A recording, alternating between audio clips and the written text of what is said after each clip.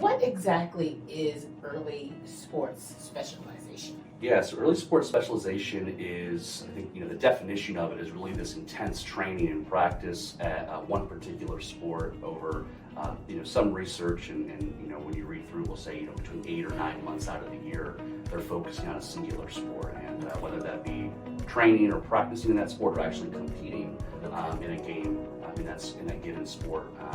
It is early sports specialization, and definitely a phenomenon that we're seeing more and more and more over the last 10 years. So.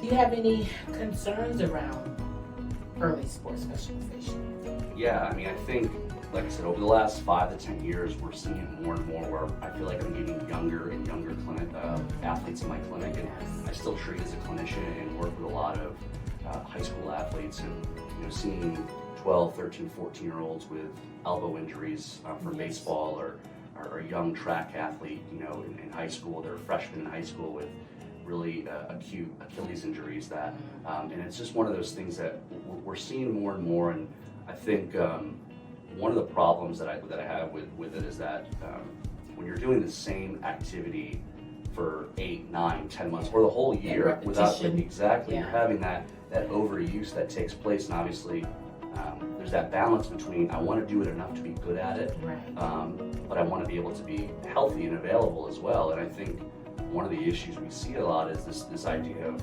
deliberate practice versus deliberate game, where it's basically where we're having somebody, when you're deliberately practicing, you're trying to be good at a skill. When you're deliberately playing, or if you're playing in a game, it's hopefully because you love it. And I think sometimes we find that these athletes just get exhausted over time. And so outside of the physical issue, there's definitely probably a psychological piece as well, that often as providers on the front line, we're often encountering that almost as much as the physical issues, especially when an athlete plays a sport 12 months out of the year and now they're hurt.